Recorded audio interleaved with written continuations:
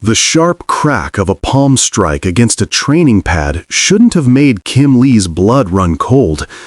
As Los Angeles' most feared Korean mafia boss, he'd orchestrated violence that would make most men lose sleep for years. But this sound was different. This was his 8-year-old son, Do-Yoon, who hadn't met anyone's eyes or raised his voice above a whisper since he watched his mother die in a hail of bullets 1 year ago. Kim Lee approaches the estate's marble courtyard, expecting to find his son alone in his usual corner, staring blankly at his tablet, emotionally unreachable. Instead, he discovers something that defies everything he thought he knew about his shattered child. Do-Yoon in a perfect fighting stance, his small fists wrapped in training wraps, executing crisp strikes under the guidance of their new housekeeper, Angel Jasmine. This stunning black woman with an athletic build and commanding presence is teaching his son karate, counting in Korean with perfect pronunciation, her movements flowing with the precision of a master. The boy who flinched at shadows is now striking with purpose, his face showing determination instead of terror for the first time since the tragedy. Kim Lee, a man who controls everything and everyone around him, feels his carefully constructed world shift. Watching his broken son find strength in the hands of a woman who moves like a warrior gives him something dangerous and unfamiliar: hope. Welcome back, my beautiful family and friends. I have missed you all, missed all the experiences we've had together. It's been a rough ride, but trust me, we're getting everything back and running. So stick around. I need your support on YouTube now more than ever. Thank you, especially for sticking around to this very moment. If you're hooked in and you're ready to enjoy this story, click subscribe and let me know in the comments where you're watching from, because tomorrow I will be giving you another story just as interesting as this one, and you don't want to miss it. Now back to the story. Angel Jasmine's first glimpse of the Lee estate made her breath catch, not from its beauty, though the mansion was stunning with its marble columns and immaculate gardens, but from the wrongness underneath. Security cameras tracked her approach like predatory eyes. 2 guards flanked the entrance, their posture too alert, hands positioned too close to concealed weapons for men supposedly protecting a simple businessman's home. This wasn't a house, it was a fortress. Miss Jasmine, the head of security, a severe man named Park, greeted her with a scanning gaze that inventoried every inch of her athletic frame. Your references checked out. Mr. Lee expects discretion above all else. Of course, Angel replied evenly, meeting his scrutiny without flinching. She'd survived worse than suspicious looks. Inside, the mansion felt like a mausoleum despite its opulence. Staff members moved through halls with hushed efficiency, speaking in whispers if they spoke at all. Angel noticed how they averted their eyes when mentioning Mr. Lee, how they seemed to hold their breath when his name hung in the air. Whatever kind of man employed them, he ruled through something more powerful than respect: fear. But it was the boy who broke her heart. Angel found Do-Yoon on her second day, a small figure curled in the corner of the sunroom, staring at nothing. 8 years old according to her briefing, but he looked smaller somehow, as if grief had compressed him into something less substantial. He wore pajamas that hung loose on his frame, the same ones she'd seen him in yesterday. His hair needed washing. His eyes, when they passed over her face, registered nothing. No curiosity, no fear, no recognition that another human being stood before him. "Hey there," Angel said softly, crouching several feet away. Do-Yoon didn't respond, didn't blink, just continued staring through the window at something only he could see. She recognized this, had seen it in the faces of children she'd worked with in Atlanta youth centers, kids who'd witnessed drive-bys, lost parents to violence, survived things that should never touch young lives. Trauma didn't just wound, it erased. It hollowed you out and left a shell behind. Angel didn't push. She simply sat with him in that corner for an hour, letting him grow accustomed to her presence the way you gentle a wounded animal. When she left, Mrs. Kim, the house manager, shook her head sadly. "He's been like this since his mother," she whispered, unable to finish the sentence. "Mr. Lee has tried everything. Therapists, doctors, specialists. Nothing reaches him." On her third morning, Angel found Do-Yoon in the courtyard, seated on the warm stone tiles in that same catatonic state. The boy had positioned himself in a shaft of sunlight, but the warmth didn't seem to touch him. Angel watched him for a long moment, then made a decision that would change everything. She stepped into the center of the courtyard, rolled her shoulders back, and fell into the opening stance of her first kata. Her body remembered the movements like a native language, the sharp exhale as she struck, the smooth transition from defense to attack, the grounding of feet against earth. She moved through the sequence with focused precision, letting the familiar rhythm quiet her own restless thoughts. Halfway through, she sensed the change, a shift in the air's quality. Angel didn't stop, didn't look directly at Do-Yoon, but from the corner of her eyes she saw it. The boy's head had turned. His eyes, vacant for so long, had focused on her movements. Watching, present. Angel completed her kata, then settled into a horse stance, holding it, with legs burning, breathing controlled. She waited.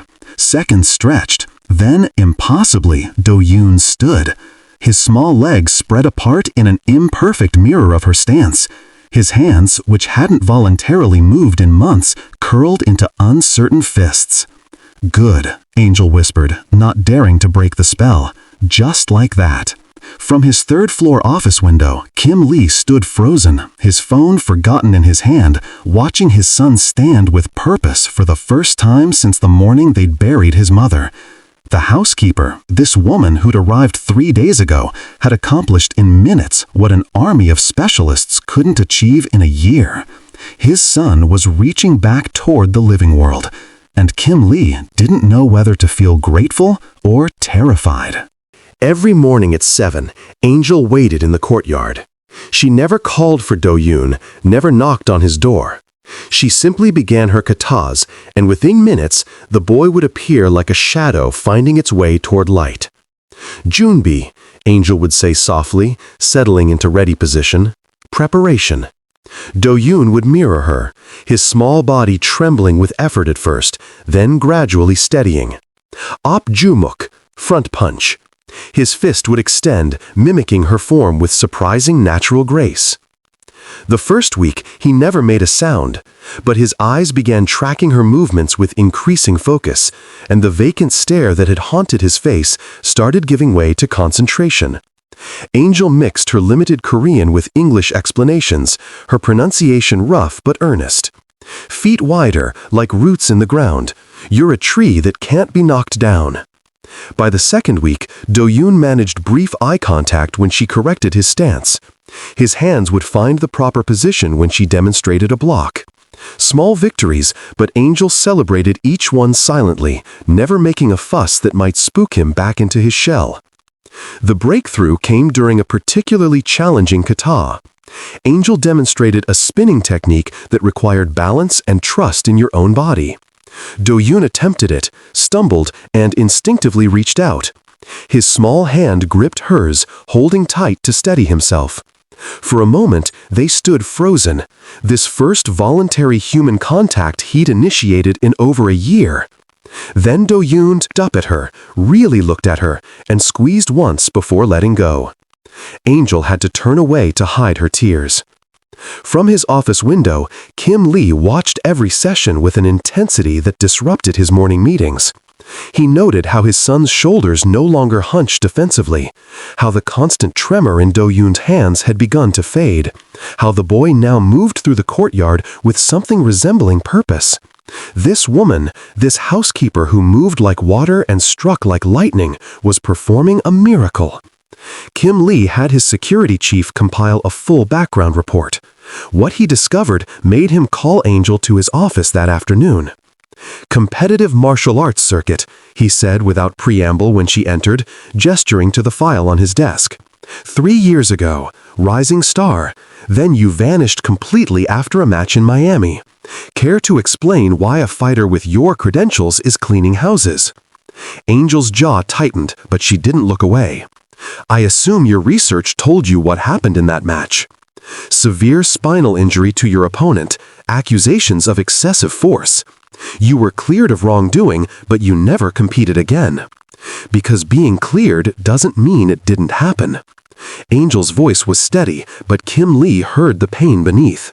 I put a 22-year-old woman in a wheelchair, Mr. Lee. Legal or not, justified or not, I broke someone's body because I was too focused on winning. So I walked away from everything I'd worked for my entire life. And now you're teaching my son the same techniques? No. Angel stepped closer, her eyes fierce. I'm teaching your son discipline, focus, and how to feel strong in his own body again. There's a difference between martial arts as violence and martial arts as healing. I learned that difference the hardest way possible. Kim Lee studied her for a long moment. Most people couldn't hold his gaze for more than seconds. Angel Jasmine stared back like she was seeing through his reputation to something deeper, something more human. He'd built an empire on reading people, on knowing who to trust and who to destroy. This woman carried guilt like he carried his, wore her scars openly instead of hiding them behind expensive suits and careful words. You could have lied, he said finally, made up a story about why you left competition. I don't lie about the things that matter. Angel's voice softened.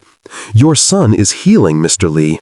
He held my hand today, actually reached for me. If you want me to stop training him because of my past, I'll respect that, but I won't lie about who I am. Kim Lee turned back to the window, where Do-Yoon was visible in the courtyard below, practicing the stances Angel had taught him, repeating them with focused determination. Keep training him, he said quietly. And, Miss Jasmine, thank you for seeing him as more than broken. When Angel left his office, Kim Lee remained at the window, watching his son find strength in the lessons of a warrior who'd learned that true power meant choosing not to fight. The word came so softly that Angel almost missed it. She'd just completed a complex kata sequence, breathing hard, when Do-Yoon's small voice cut through the morning air.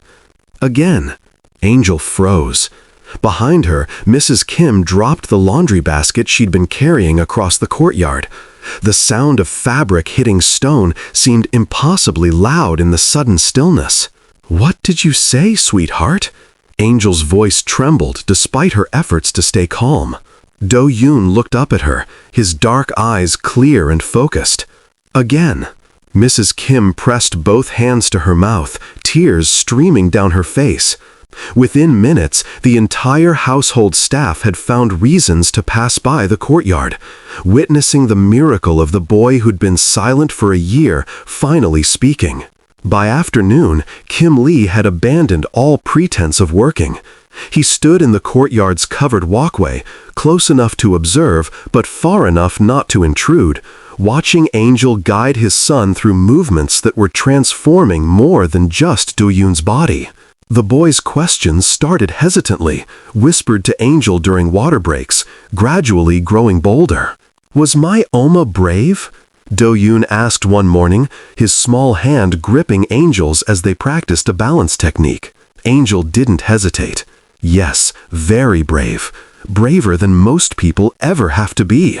I miss her. The admission came with fresh tears, the first Do-Yoon had shed since the funeral. I'm scared I'll forget her face. Angel knelt to his level, her own eyes glistening. Then we'll make sure you remember. Tell me about her. What did she smell like? What made her laugh? Kim Lee listened from his shadowed position as his son described his mother, her jasmine perfume, her terrible singing voice, how she'd dance around the kitchen making breakfast.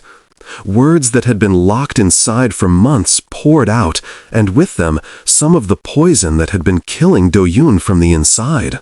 Angel? Do-Yoon said later that week, his pronunciation of her name still careful and deliberate. Why did you teach me this, the karate? Because I saw a strong person who'd forgotten his own strength. Sometimes we need someone to remind us. Are you strong because you're not scared? Angel smiled, adjusting his stance. I'm strong because I'm terrified most of the time, but I do what needs doing anyway. Real courage isn't the absence of fear, Do-Yoon. It's choosing to move forward even when you're shaking inside. The boy processed this, his forehead creased with concentration. Eomma was scared that day. I could tell. But she still... His voice broke. She still stood in front of me. Then she showed you what real strength looks like. Angel's voice was gentle but firm. She'd want you to live fully, sweetheart. To laugh and play and grow strong. Hiding from life doesn't honor her sacrifice. Living well does. Do-Yoon was quiet for a long moment, then asked the question that made Kim Lee's chest constrict. Can you teach me to protect people? Like you protect me? Like Eomma protected me? Is that what you want? Angel asked carefully. Yes. I want to be strong enough that nobody I love gets hurt again. Angel pulled him into a hug, and Kim Lee watched his son melt into her embrace the way he used to with his mother. The jealousy he expected didn't come. Instead, he felt overwhelming gratitude that Do-Yoon had found someone safe enough to trust again. That evening, as Kim Lee worked in his study, Do-Yoon appeared in the doorway. The boy hadn't voluntarily entered his father's office since before his mother's death. Appa? The word, father, sounded rusty from disuse. Kim Lee's throat closed. Yes, son. Can Angel stay with us forever? Please? I need her. Kim Lee looked at his son, really looked at him, and saw something he'd thought lost forever. Hope.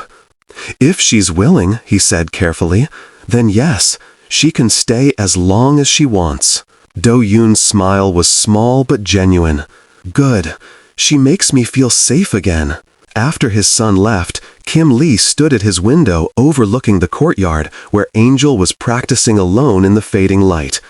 She moved like poetry and violence combined, and he realized his son wasn't the only one beginning to need her presence. The thought should have terrified him.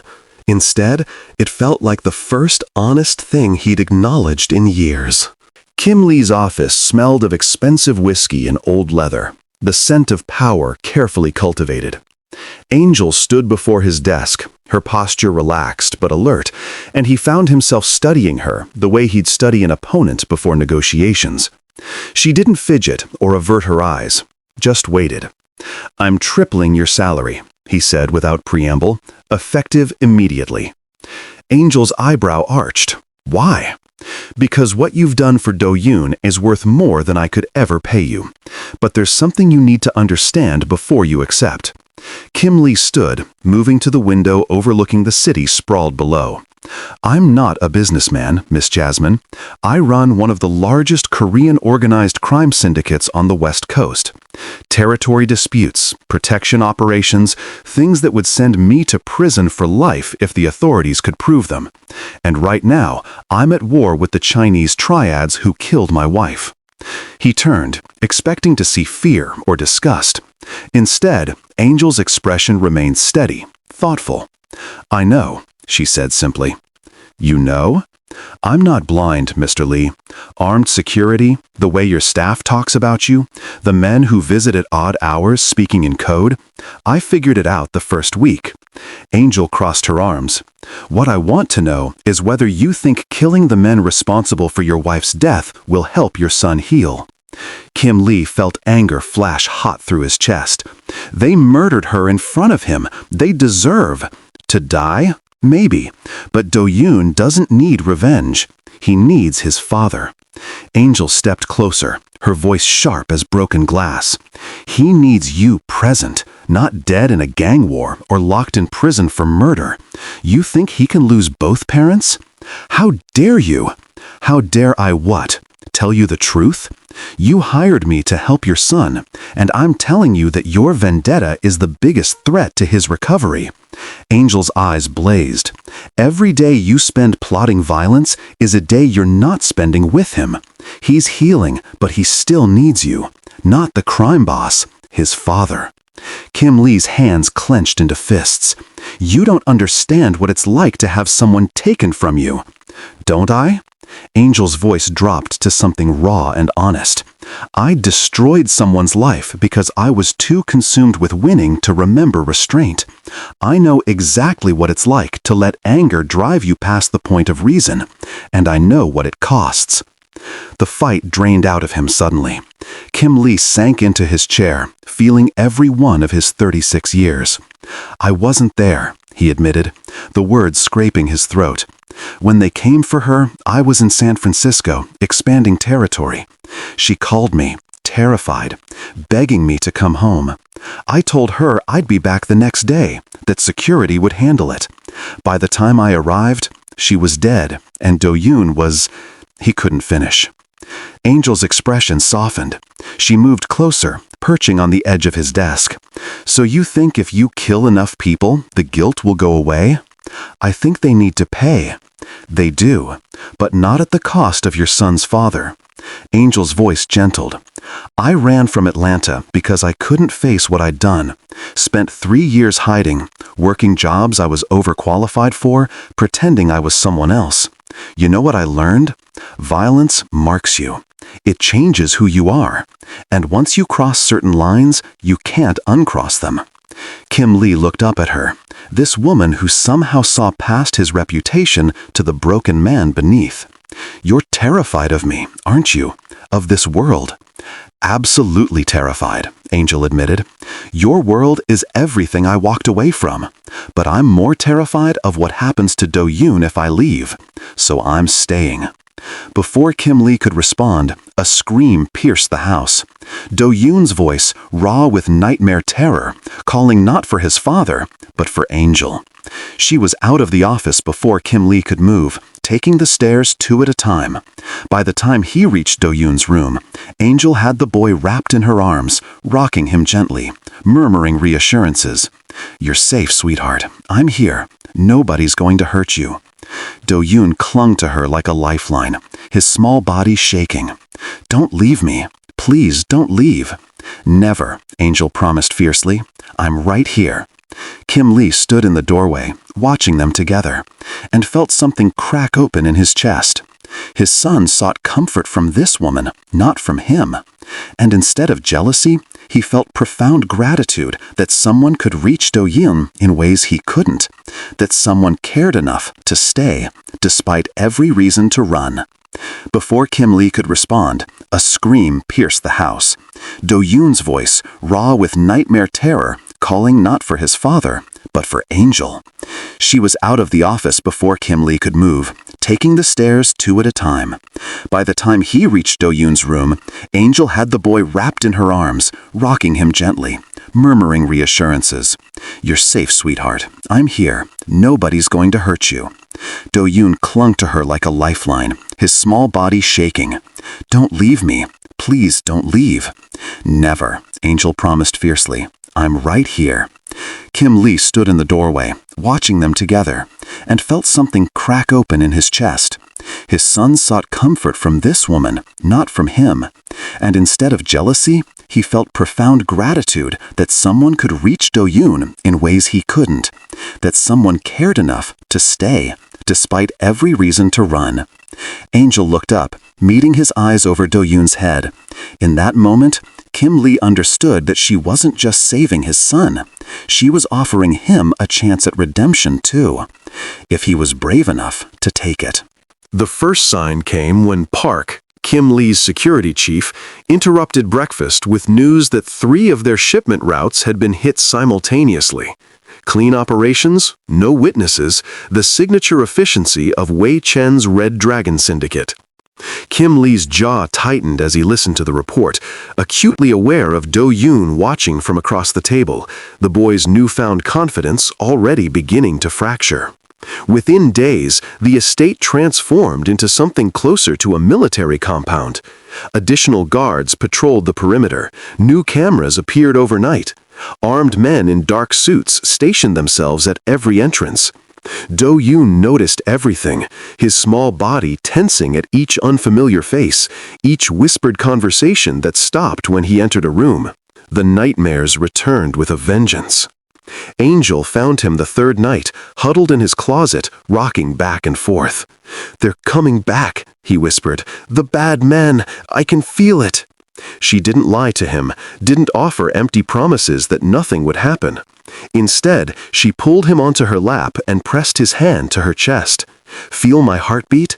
That's what fear looks like inside our bodies. Fast, loud, demanding attention. Now breathe with me. In for 4 counts, out for 4 counts." They sat together in the darkness, breathing in unison, until Do-Yoon's racing heart slowed to match hers. Angel restructured their training sessions, incorporating meditation and controlled breathing along physical techniques. She taught him that courage wasn't the absence of fear, but the ability to function despite it. "When you're scared, your body wants to run or freeze," she explained as they practiced stances in the courtyard. "But you can train yourself to choose a different response. To stay present, stay grounded, stay in control of yourself even when everything feels chaotic."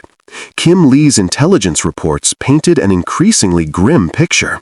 Wei Chen wasn't just making territorial moves, he was systematically dismantling Kim Lee's organization, targeting suppliers, intimidating allies, cutting off revenue streams.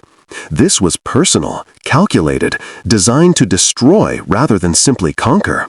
One evening, as tension crackled through the estate like electricity before a storm, Angel asked Park to spar with her in the courtyard. The security chief was a former Special Forces operative, trained in Krav Maga and combat tactics. He smiled indulgently, clearly expecting to go easy on the housekeeper who taught yoga poses to children. The smile vanished within seconds. Angel moved like liquid lightning, her strikes precise and devastating, her defensive blocks flowing seamlessly into counterattacks. She swept Park's legs, transitioned into a joint lock, released him before real damage occurred, then reset to ready position, all in the span of heartbeats. Park came at her harder, using his full skill set, and Angel matched him technique for technique, her body remembering patterns drilled through thousands of hours of competition training. From the upper terrace, Kim Lee watched transfixed. This was Angel unleashed, the fighter she'd been before guilt made her walk away. Power and grace combined into something beautiful and lethal. She could have been world champion, could have had sponsorships, fame, everything. Instead, she was here, teaching his traumatized son how to breathe through fear. When the sparring session ended with Park flat on his back, laughing in surprised respect, Angel looked up and caught Kim Lee's gaze. Something electric passed between them, unspoken but undeniable. Later that night, Kim Lee found her in his office, reviewing security protocols she had no business understanding, but clearly did. "You're full of surprises, Miss Jasmine." "So are you, Mr. Lee." She set down the tablet, her expression guarded. "Park says Wei Chen is escalating, that you're preparing for something big.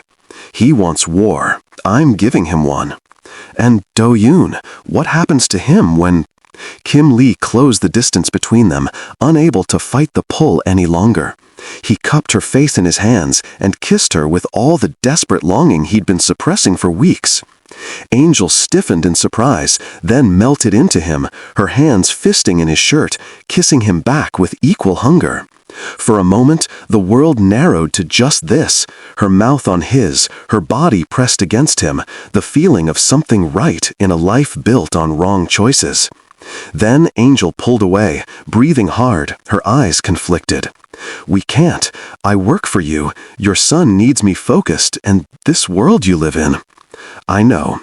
Kim Lee stepped back, though it cost him. "I know all the reasons this is impossible, but tell me you don't feel it." Angel's laugh was shaky. "Feeling it isn't the problem.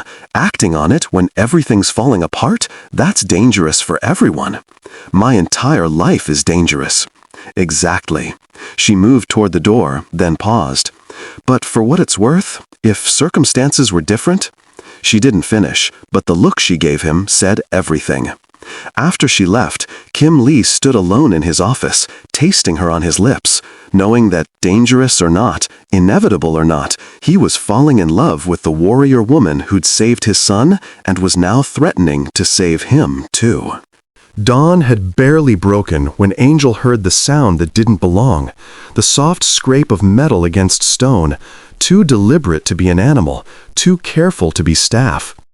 She was in the courtyard completing her morning kata when 3 shadows crested the east wall, moving with military precision, weapons drawn. Training overrode thought. Angel's body reacted before her mind could question, muscle memory from thousands of hours in the ring taking control.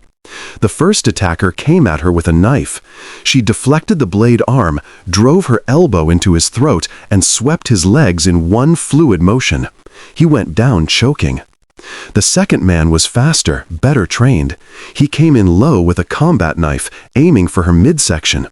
Angel pivoted, caught his wrist, and used his momentum to throw him over her hip. She heard bone crack as he hit the stone tiles.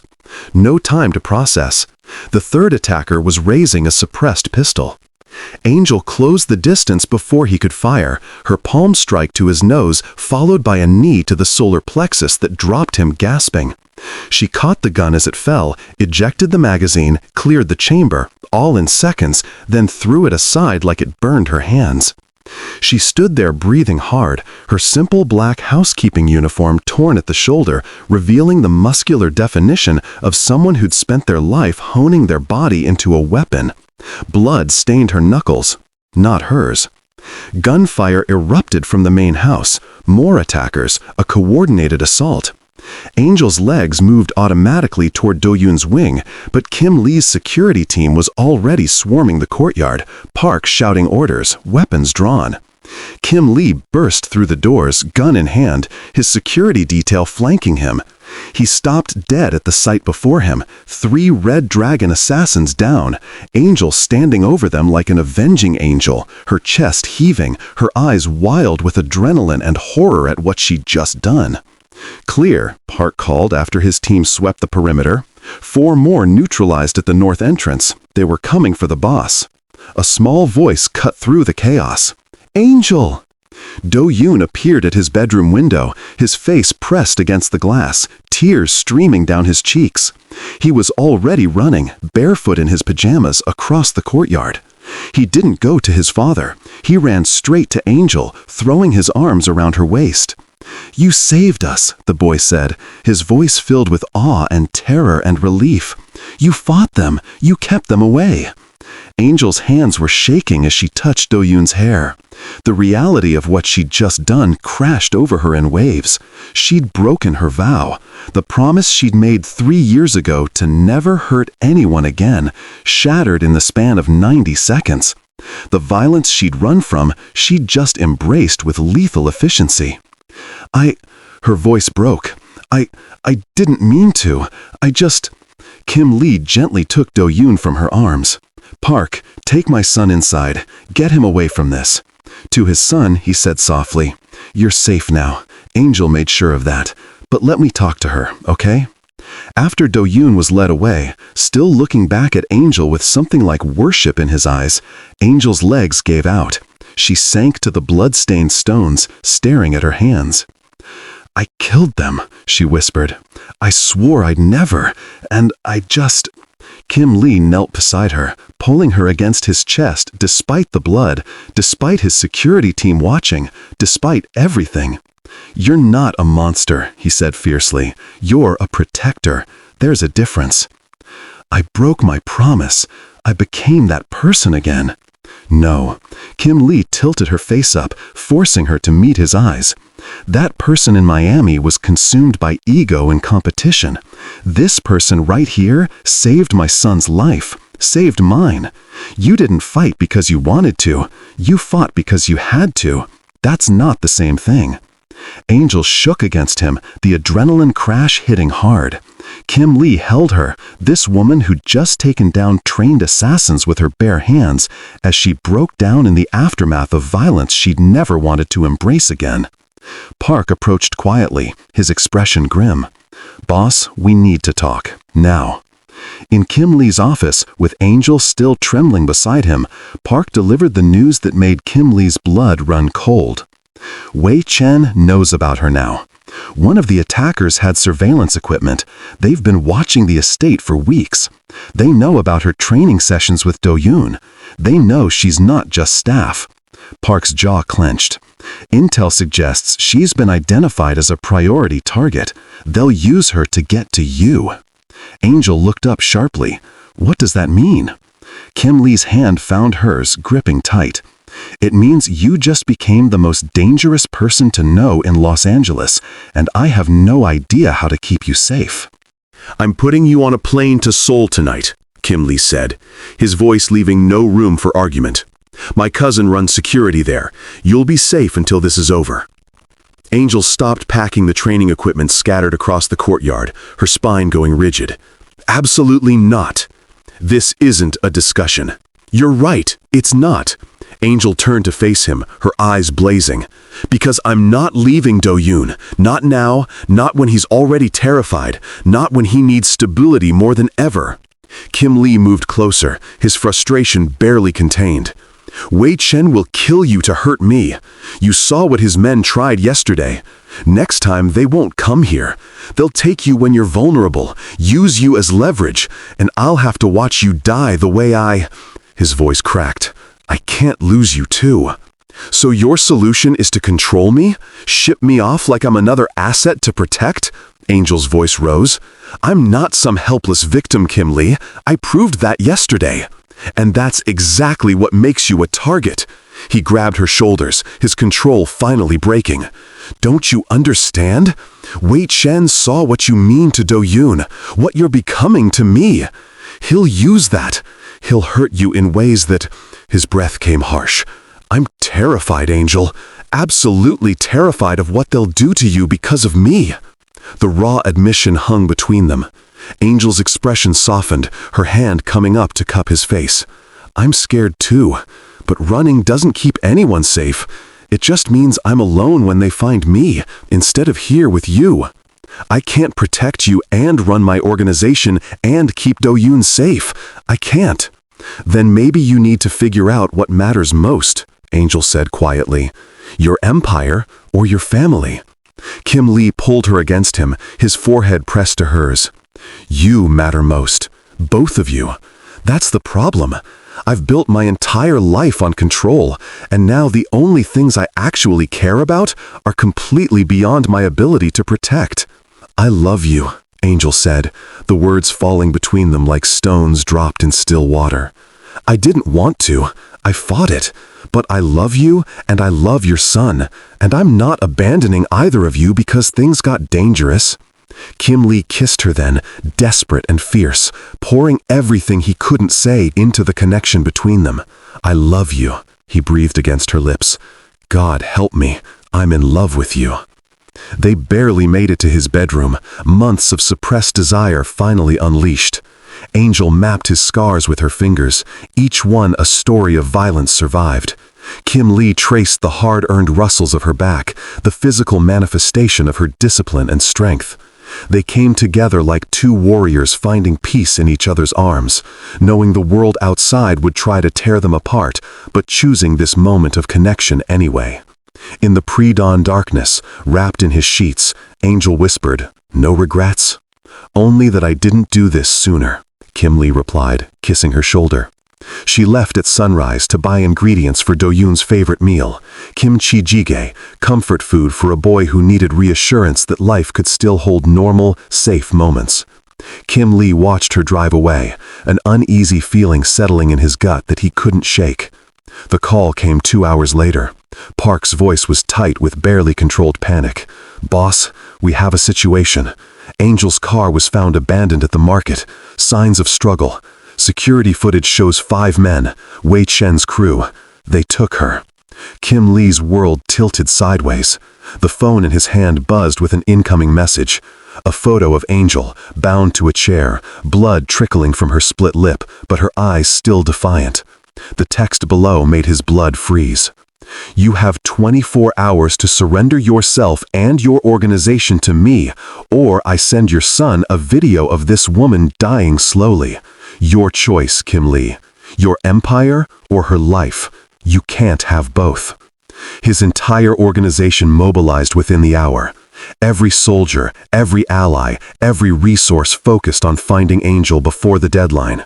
The estate became a war room, men with weapons and grim faces planning rescue operations and retaliatory strikes. Do-Yoon found his father in his office, surrounded by maps and tactical reports. The boy had been crying, his small face pale with terror. "Appa, they took Angel, like they took Eomma." Kim Lee pulled his son close, feeling him tremble. "I'll get her back, I promise." "Don't let her die," Do-Yoon's voice broke. "Please, Appa, don't let her die saving us. I can't lose her too." The plea shattered something inside Kim Lee. His son, who'd barely spoken for a year after losing his mother, was begging him to save the woman who'd brought him back to life. And Kim Lee realized with crushing clarity that every choice he'd made, every violent path he'd chosen, had led to this moment. The people he loved most being used as weapons against him. "I won't," he promised, though he had no idea how to keep it. "I'll bring her home." The warehouse district at 3 a.m. was a graveyard of rusted metal and broken promises. Kim Lee's team moved through shadows like smoke, 20 of his best operators converging on the compound where Wei Chen held Angel. Intelligence suggested 30 guards, reinforced positions, kill zones at every entrance. A suicide mission dressed up as a rescue. Park's hand signal stopped them at the perimeter. Something was wrong. 2 guards down at the east entrance, necks broken with clinical precision. Another slumped against a loading dock door, unconscious but breathing. The pattern continued, bodies scattered like breadcrumbs leading deeper into the compound. "She's fighting back," Park whispered, equal parts amazed and horrified. They found the carnage in the main warehouse space. 8 of Wei Chen's men down, some unconscious, others groaning with broken bones and dislocated joints. And in the center of it all, Angel stood swaying, blood streaming from a gash above her eye, her left arm hanging awkwardly, surrounded by 6 remaining guards with weapons drawn. She'd freed herself from her restraints. The zip ties lay cut on the floor near a piece of broken metal she'd improvised into a blade. Her housekeeping clothes were shredded, revealing bruises blooming across her dark skin. But her fighting stance remained solid despite obvious exhaustion. "Drop it," one guard shouted in Mandarin, his gun trained on her head. Angel's laugh was breathless but defiant. "Come closer and find out what happens." "Enough," Wei Chen's voice cut through the standoff. He emerged from the shadows, a lean man in his 50s with iron-gray hair and calculating eyes. "Your boyfriend has arrived, Miss Jasmine. Perhaps now we can conduct business like civilized people instead of animals." Kim Lee stepped into the light, his own weapon raised, his team fanning out behind him. "Let her go, Wei Chen. This is between us." "Is it?" Wei Chen smiled coldly. "She's killed 8 of my men. Impressive for a housekeeper, though I suspect she's much more than that. I'm the one you want. Kim Lee, take me." "No!" Angel's voice cracked with desperation. "Don't you dare trade yourself for me." Wei Chen watched them with something like amusement. How touching. The ruthless Kim Lee, finally finding something more valuable than his empire.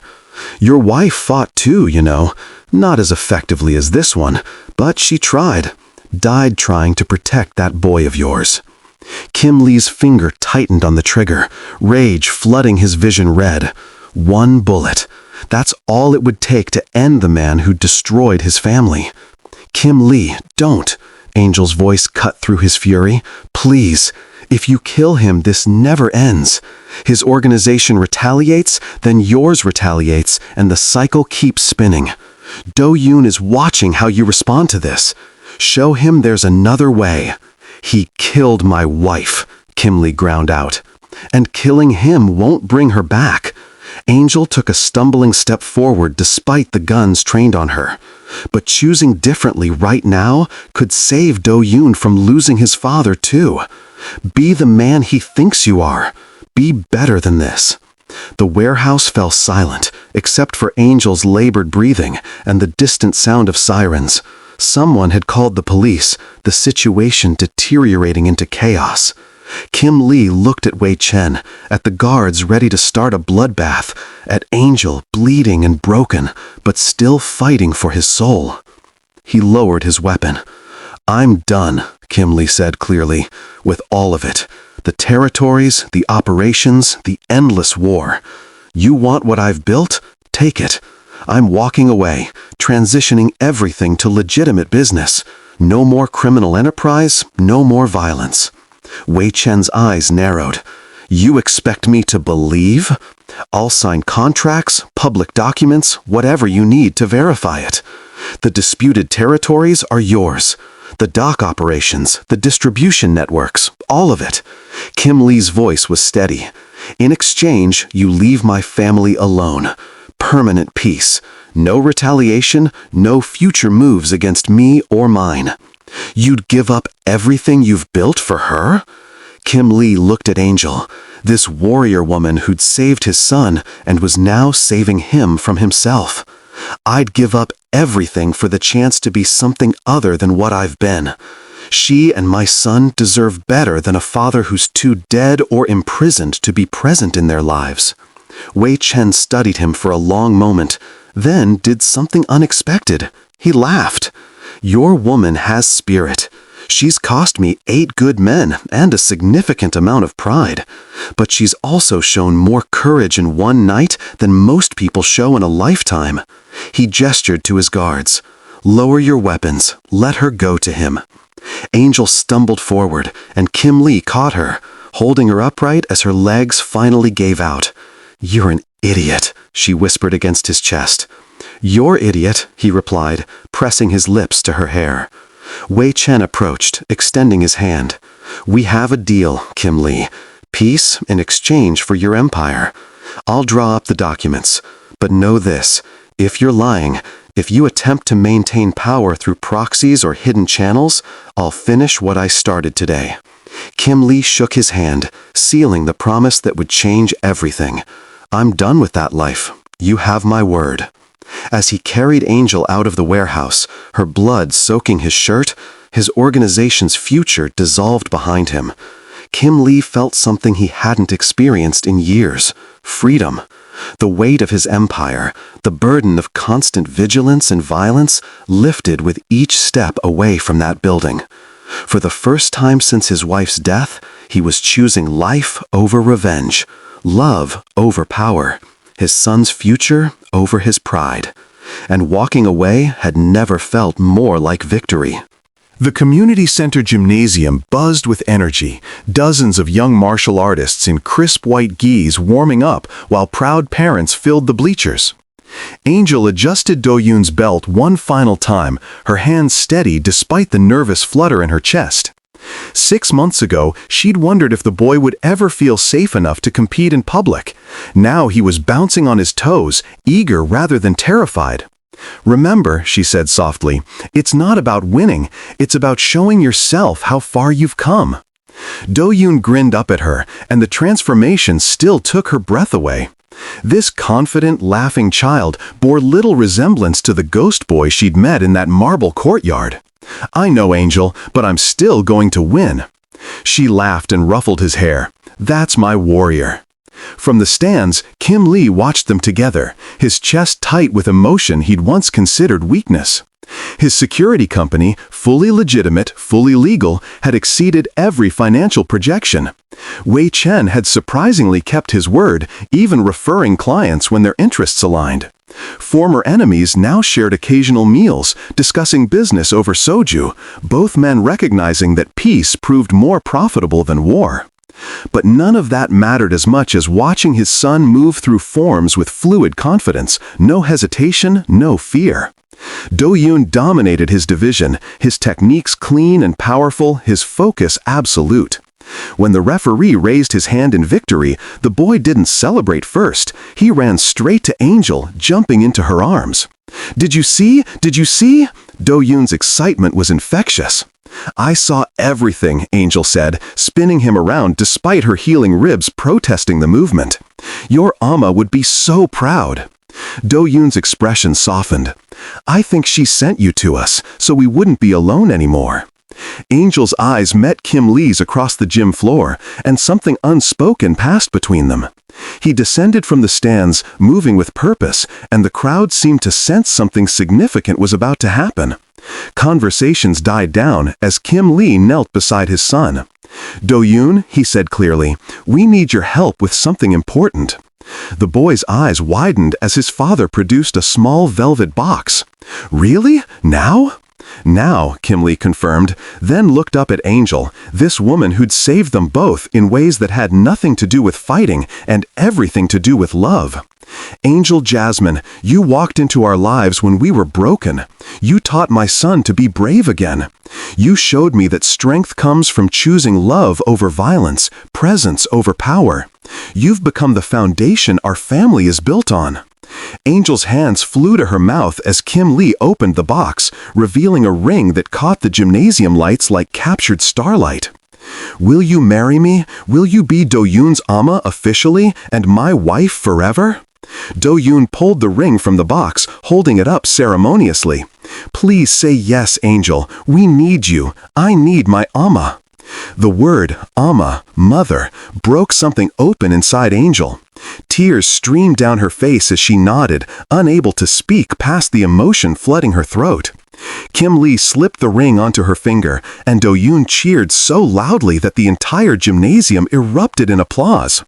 Kim Lee pulled her close, kissing her softly, while their son danced around them in celebration. Against his lips, Angel whispered, "I have something to tell you." "Tell me you'll marry me next month," he murmured back. "That and something else." Angel pulled back slightly, her hand moving to her still flat stomach. "I'm pregnant, with twins, 2 girls." Kim Lee's expression cycled through shock, joy, disbelief, and overwhelming love in rapid succession. Do-Yoon, who'd been listening shamelessly, screamed with delight. "Sisters? I'm getting sisters! 2 of them?" "2 of them," Angel confirmed, laughing through her tears.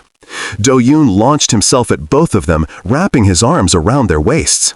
"This is the best day ever. I won my tournament, Angel said yes, and I'm going to be a big brother."